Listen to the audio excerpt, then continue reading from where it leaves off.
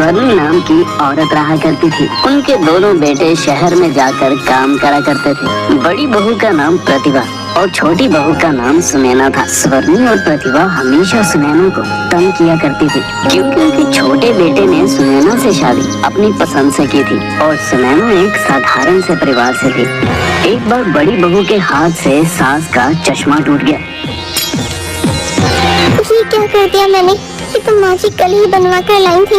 माँ जी को पता चलेगा तो बहुत गुस्सा होंगी। क्या करूं? क्या करूं? प्रतिभा बाहर काम कर रही सुनैना के पास गई और कहा, सुनैना सुनो, माँ जी के कमरे से झूठे बर्तन ले आओ। ठीक है दीदी, अभी लाई। सुनैना जैसे ही माँ जी के कमरे में गई तो उसने देखा कि चश्मा नीचे टूटा हुआ है। उसने चश्मा उठाया ही था, तब तक प्रतिभा माँ जी को लेकर वहाँ पहुँच गई। हे भगवान, माँ जी का चश्मा तोड़ दिया। माँ जी कल ही से बनवा कर लाई थी। क्या किया तूने सुनैना? कोई काम ध्यान से नहीं करती हो तुम। कितना नुकसान कर दिया। ये क्या कर दिया तूने? जब से आई है नुकसान पे नुकसान किए जा रही है। एक तो घर से खाली हाथ आ गई और जो अब मेरे घर में बचा है वो भी तोड़ना चाहती है। माँ जी, मैंने नहीं किया है। प्रतिभा दीदी ने मुझे बर्तन लेने भेजा था तो मैंने देखा कि चश्मा टूटा हुआ नीचे गिरा है। तू क्या कहना चाहती कि मैंने तोड़ा है? नहीं दीदी, मैं तो माँ जी को बता रही थी कि मैंने नहीं किया। यहाँ प्रतिभा रोने की एक्टिंग करके दिखाती है। हाँ, मेरी किस्मत। देखो ना माँ जी, आपने देखा ना आपके सामने मुझे गलत बना रही है। नहीं दीदी, मेरा ऐसा कोई इरादा नहीं है। चुप रहो तुम, एक तो नुकसान करती हो ऊपर से झूठ भी हो। जाओ मेरे सामने से और दोबारा मत आना जब तक घर का सारा काम न खत्म हो जाए, समझी? उसके बाद तुम जंगल चली जाना, वहाँ से लकड़ियाँ काट कर ले आना। जंगल चली जाइयो समय से, समझ गई? लेकिन दीदी, इन सब कामों को करने में ही शाम हो जाएगी। इतनी जल्दी सब कैसे करूँगी? मुझे क्या पता, माँ जी ने बोल दिया सो बोल दिया, समझ गई? माँ जी, प्रतिभा ने क्या कहा समझ नहीं आया। ठीक है माँ जी, जाती हूँ। बेचारी सुनैना उदास मन से वहाँ से चली जाती है। भगवान करे जंगल से वापस ही ना आए। मैं अपने बेटे की किसी अच्छे घर में शादी कर दूंगी और दहेज में बहुत सारे गहने और रुपए भी दे दूंगी। ये सब सुनैना ने सुन लिया।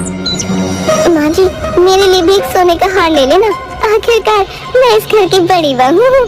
ठीक है, जाओ अब मेरे लिए कुछ बढ़िया सा खाने को ले आओ। जी माँ जी, अभी लेकर आई। प्रतिभा वहाँ से चली गई। अब वैसे सुनैना को इस दुनिया से मिटाना होगा।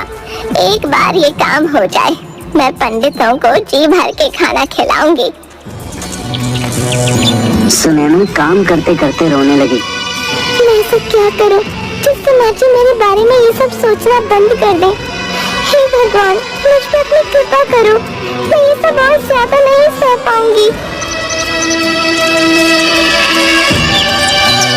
सारा काम करने के बाद सुनैना अपने साथ खाने के लिए 4 रोटी और थोड़ी सब्जी बांध के जंगल ले गया।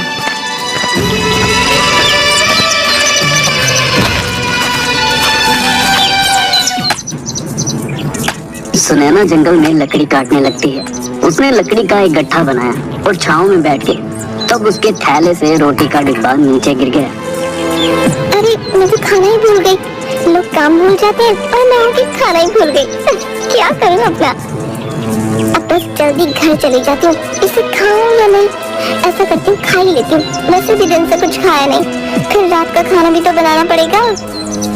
वह खाना खाने ही वाली होती है कि तभी वहाँ पर एक बकरी उसके सामने आकर बैठ जाती है। तुझे भूख लगी है? आजा तू भी खा ले। वह एक रोटी बकरी को दे देती है।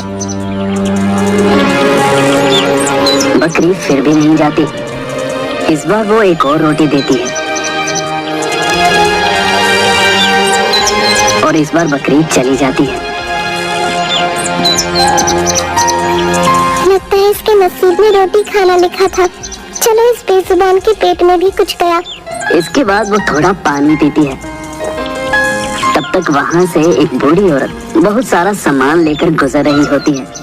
माँ जी, आप इस जंगल में अपने गांव जा रही हूँ बेटी, ये रास्ता जल्दी पहुँचा देता है, इसलिए यहाँ से जा रही हूँ। औरत बहुत बूढ़ी थी, सुनैना को उस पर दया आ गई। अम्मा बैठो, मेरे पास 2 रोटी है, आप इन्हें खा लो। वैसे भी मुझे तो घर जाना है, इसलिए इन्हें खाने का तो समय नहीं है मेरे पास। आप मुझे थकी हुई लगती हो, आप इन्हें खा लो। अम्मा बैठ गई और हैरानी से सुनैना की तरफ देखने लगी।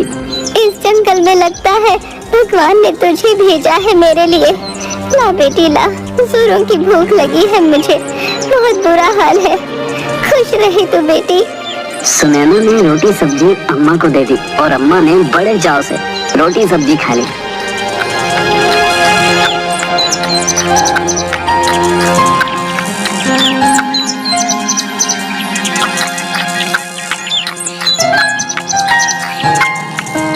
बेटी एक बात ध्यान से सुन, तेरे जीवन में कभी भी कोई मुसीबत आए तो बस अपने पूर्वजों और भगवान को सच्चे दिल से याद करना।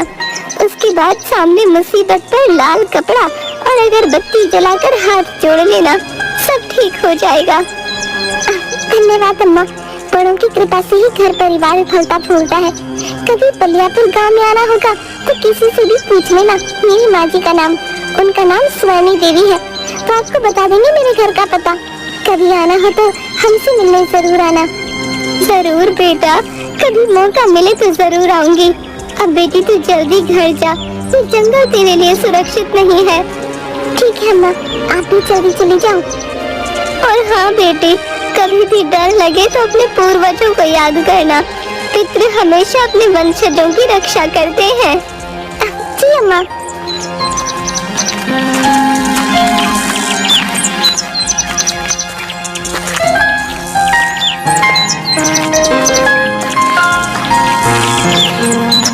सुनैना घर पहुंचती है।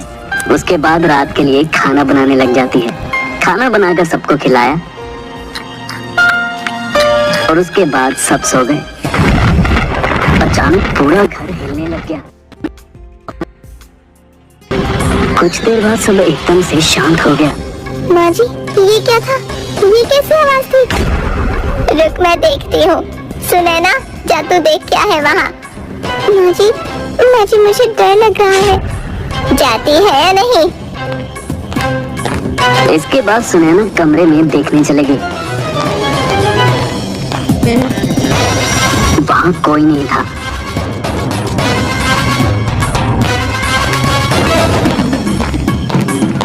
माँ जी, यहाँ कुछ भी नहीं है। ऐसा कैसे हो सकता है? इतनी भयंकर आवाज भला किसकी हो सकती है? मुझे लगता है कोई जानवर खिड़की से घुस गया होगा। मैं कहती थी ना, वहाँ जालियाँ लगा लो। चलो अब जाओ, सब सो जाओ। अगले दिन सुनैना, सुन, वो कपड़े रखे हैं, धो देना सारे, और घर के सारी चादरें भी धोनी है, और हाँ पर्दे भी, समझ गई? जी माँ जी। तब तक वहाँ उनकी पड़ोसी शारदा आ गई। प्रणाम अम्मा, कैसी हो आप? आओ आओ बेटी, तुम कैसी हो? हमारा तो जैसे तैसे वक्त निकल रहा है। मैं ठीक हूँ माँ जी, आपसे वो शहद लेने के लिए आई हूँ। कुछ दिन पहले आपसे मंगवाया था ना? अरे हाँ, मैं तो भूल ही गई। क्या करूँ बेटी, उम्र हो गई है। रुक लाती हूँ। माँ जी जैसे ही अंदर गई, शारदा तुरंत सुनैना के पास जाकर बोली, सुनैना, तो दुखी नहीं होती इस बुढ़िया के ऐसे बर्ताव से? जीना मुश्किल किया हुआ है तेरा इसने। कहती हूँ तो अपने मायके वालों को बता देना। नहीं बहन, मेरे माता पिता गरीब हैं, उन्हें मैं और पीड़ा नहीं दे सकती। मुझे परेशान देख वो और दुखी हो जाएंगे। तेरे लिए मुझे बहुत दुख होता है, तो अपना ध्यान रख। तुम मेरी चिंता मत करो, वो जैसी भी है मेरी सास है, गुस्सा करती है पर दिल की अच्छी है। तू बहुत भोली है रे। मैं तो तेरे लिए बस प्रार्थना ही कर सकती हूँ कि एक दिन तेरा जीवन भी सुधर जाए। तो परेशान मत होना। हाँ, ये सब मेरा परिवार है, और परिवार में तो ये सब चलता ही रहता है। तब तक अचानक माँ जी आ गई। ले शारदा, अपना शहद। धन्यवाद अम्मा। अच्छा, मैं चलती हूँ। उसने सुनैना की तरफ देखा और चली गई। सुनैना ने अपना सारा काम किया, पहले कपड़े, घर की सफाई, आंगन की सफाई। रात के समय, अरे ओ सुनैना, खाना बनाया नहीं? बन गया माँ जी, आप हाथ धो लीजिए, अभी लगाती हूँ। रख जल्दी, भूख लगी है मुझे बहुत। अभी रखती हूँ माँ जी। छी छी, कैसा खाना बनाती है तू, ऐसा खाना तो जानवर भी ना खाए। माँ जी, मैं आगे से ध्यान रखूंगी। सास और प्रतिभा ने सारा खाना खा लिया और जानबूझ के बाकी रोटियां और सब्जी छुपा दी। अल्लाह रोटी। माँ जी, रोटियां तो खत्म हो गई हैं। इस घर में तो पेट भर के खाना भी नहीं मिलता। जीना तू भर हो गया है, जा बर्तन ले जा। माँ जी ने प्रतिभा को वो खाना दिया। प्रतिभा ने तुरंत वो खाना गाय को खिला दिया और वापस वहाँ बैठ गई। चलिए माँ जी, कल शादी में भी जाना है, सो जाते हैं। सबने खाना खाया। किसी ने सुनैना को खाने के लिए नहीं पूछा। फिर सुनैना ने बर्तन धोए। आधी रात को अचानक आवाज आने लगी।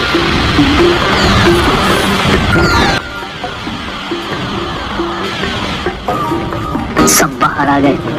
माँ जी, फिर से वही आवाज। ये आवाज तो कल से भी ज्यादा है। माँ जी, इस सुनैना को वहाँ भेज देते हैं, आप कमरा बंद कर देना। अगर वहाँ कोई जानवर होगा तो इसे खा जाएगा। सुनैना, जाके देख कौन है वहाँ। नहीं नहीं माँ जी, मुझे डर लग रहा है। जाती है या मारूं?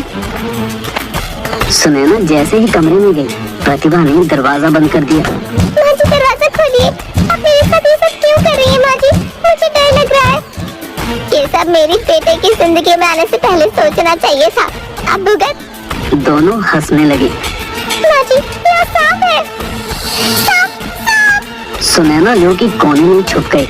सुनैना को अचानक अम्मा की बात याद आई। बेटी, एक बात ध्यान से सुन। तेरे जीवन में कभी भी कोई मुसीबत आए तो बस अपने पूर्वजों और भगवान को सच्चे दिल से याद करना। सुनैना ने तुरंत अपने पूर्वजों को याद किया। हे पितरों, मेरी रक्षा करो, कोई तो उपाय दो ताकि मैं इस मुसीबत से बच पाऊं। अचानक वहाँ पे लाल कपड़ा और धूप बत्ती आ गई। सुनैना को बूढ़ी अम्मा की बात याद आ गई। सुनैना ने तुरंत डरते डरते उसके पास गई और धीरे से उसके ऊपर लाल कपड़ा डाला और धूप बत्ती जलाने लग गई और भगवान का नाम जपने लगी। हे ईश्वर, मेरी रक्षा करो मेरी। माँ जी, चलिए, लगता है वो मर गई। जानवर उसे अभी तक तो खा भी चुका होगा। कल इस कमरे को खोलेंगे। ठीक है, भगवान करे इस बार ये मुसीबत टल जाए। अगले दिन प्रतिभा ने वह कमरा खोला। सुनैना एक जगह पे लेटी हुई थी। प्रतिभा चिल्लाई। क्या हुआ, कोई भूत देख लिया क्या? माँ जी जैसे ही कमरे में आई, उन्होंने देखा कि चारों तरफ सोना ही सोना बिखरा हुआ है। हमारी तो किस्मत ही खुल गई प्रतिभा। माँ जी, एक साथ दो मुसीबत टल गई। पहली वो मुसीबत और दूसरी गरीबी। आज से हम ऐशो आराम की जिंदगी जिएंगे। माँ जी, देखिए ना, इतना सारा सोना, इससे तो हमारी कई पीढ़ियां मजे से अपना जीवन बिता सकेंगी। प्रतिभा जैसे ही सोने का एक गहना उठाती है। कितना सुंदर है ना माँ जी, मेरे गले में बहुत अच्छा लगेगा। ठीक कहा ना मैंने? तब तक अचानक प्रतिभा को जोर से करंट लगने लगता है और माँ जी को सांप पकड़ लेता है। माँ जी चिल्लाने लगती है। चिल्लाने की वजह से सुनैना उठ जाती है। उसी समय अम्मा वहाँ प्रकट हो जाती है। ये सब केवल सुनैना का है। इस खजाने में किसी ने भी बुरी नजर डाली तो उसे छोड़ूंगी नहीं मैं। प्रतिभा ने वह हार फेंक दिया। अम्मा, माँ जी और प्रतिभा दीदी को छोड़ दो आप। नहीं बेटी, ये सब तुझे जीने नहीं देंगे। मेरे होते हुए तुझे कोई तंग नहीं कर सकता। अब मैं आपके आगे हाथ जोड़ती हूँ, कृपया छोड़ दो ना इन्हें। ठीक है। दोनों बच जाती हैं। माँ जी, आप ठीक तो हो ना? प्रतिभा दीदी, आप ठीक तो हो ना? अम्मा, मेरी बात का मान रखने के लिए धन्यवाद। ये सब तेरा है सुनैना। अम्मा, ये सब मेरा कैसे हुआ? मुझे आप ये सब क्यों दे रही हो? बेटा, ये तेरा ही था हमेशा से। एक जमाने में तेरे पूर्वजों ने इस खजाने को छुपाया था दुश्मनों से। वो चाहते थे कि ये सब उनके किसी वारिस को मिले जो ईमानदार और नेक हो, ताकि सबका भला हो सके। वो चाहते थे कि दुश्मन इसका गलत इस्तेमाल न कर पाए, इसलिए उन्होंने इस खजाने की पूजा कराई। इसके बाद एक खजाना सर्प में बदल गया और तब से वो तुम्हारे वंश के सही उत्तराधिकारी की खोज कर रहा था। तुमने जिस बकरी को रोटी खिलाई वो असल में सर्प था, जो वेश बदलकर तुम्हारे सामने बकरी बनकर आया था। ये जानने के लिए कि तुम वही सही उत्तराधिकारी हो कि नहीं। बेटी तो बहुत भोली है। सब याद रखना, ये खजाना सिर्फ तुम्हारा है। ये कोई मामूली खजाना नहीं है, मंत्रों द्वारा सिद्ध किया गया खजाना है। याद रखना, इस खजाने की सुरक्षा स्वयं सर्पदेव करते हैं। इसलिए सुनैना, तुम इसके खो जाने की चिंता मत करना। ये हमेशा तुम्हारे पास रहेगा। तुम्हारा कल्याण हो। माँ जी, ये सब आपका है।